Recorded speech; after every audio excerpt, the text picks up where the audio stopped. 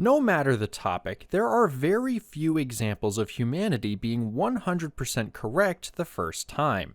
As we delve deeper into any subject, new information is constantly being uncovered which may reveal details previously unknown or overlooked. Look at the humble Spinosaurus for example. Over just the last decade, our understanding of the massive prehistoric predator has changed dramatically, with a new study seemingly being released every few months. Similarly, when it comes to tanks, new information can alter the way we understand the history of a vehicle, or in rare cases can reveal evidence supporting the existence of tanks previously believed to be little more than a fictional creation. Today, we'll be revisiting one such topic I covered nearly 4 years ago and explore some new discoveries related to the T-34-88.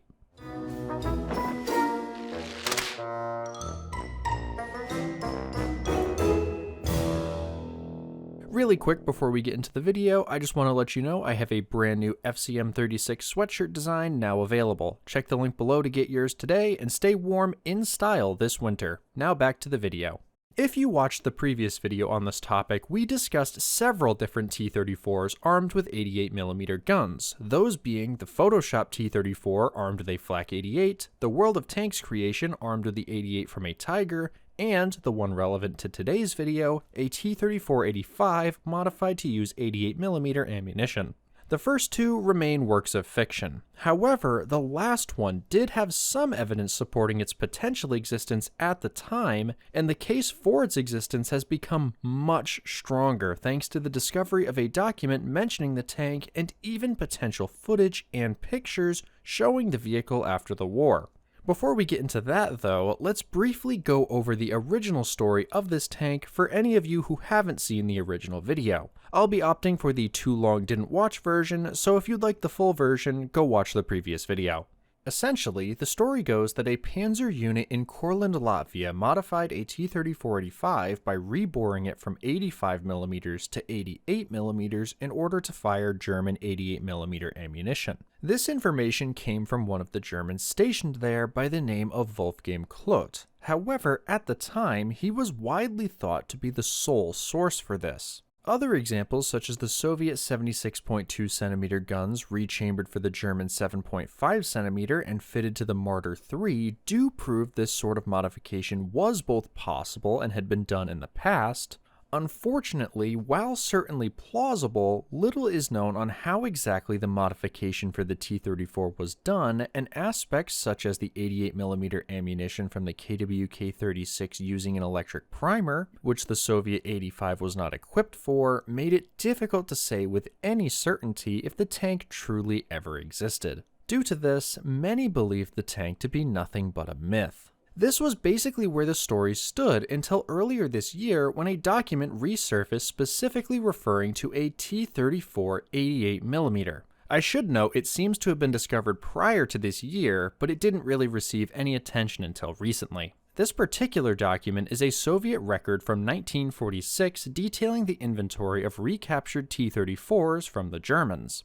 Interestingly, unlike previous records, this one has an additional column next to the T-34-85mm and T-34-76mm specifying a single T-34-88mm. While this alone already lends far more credibility to the story told by Klodt, the next discovery offers further support. Hidden within a Latvian newsreel is a segment showing a selection of German vehicles turned over to the Soviets following the German surrender in 1945. Among these are a handful of captured T-34s, including 76mm armed tanks and a T-34-85 on the end. This particular T-34-85 is unusual, however, with the gun barrel appearing to be far thicker towards the back than a normal 85mm. A closer photo of the same tank shows this more clearly with a defined bulge towards the rear of the barrel. By itself, this could easily be written off as an odd repair done by the Germans or some other explanation, but given the location this vehicle was in, the story told by Wolfgang Klodt, and the post-war Soviet document specifying a T-34 armed with the 88mm in inventory, you now have a far more compelling case towards the existence of such a vehicle.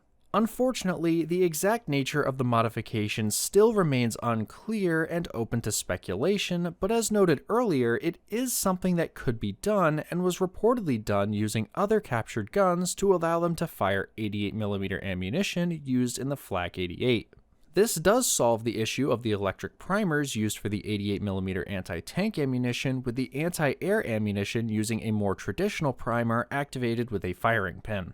Thanks to this new information, I would certainly say the T-34-88mm can no longer be easily dismissed as simply a myth like it was previously. Let me know what you think down in the comments though. Is the evidence now enough to confirm the tank existed, or have we simply gotten closer to that confirmation? Huge shout out to Foxhound Phantom 431 for compiling all this information. Not sure if that's the best way to credit you, but if you see this video and have another name you prefer, let me know and I'll add it to the pinned comment.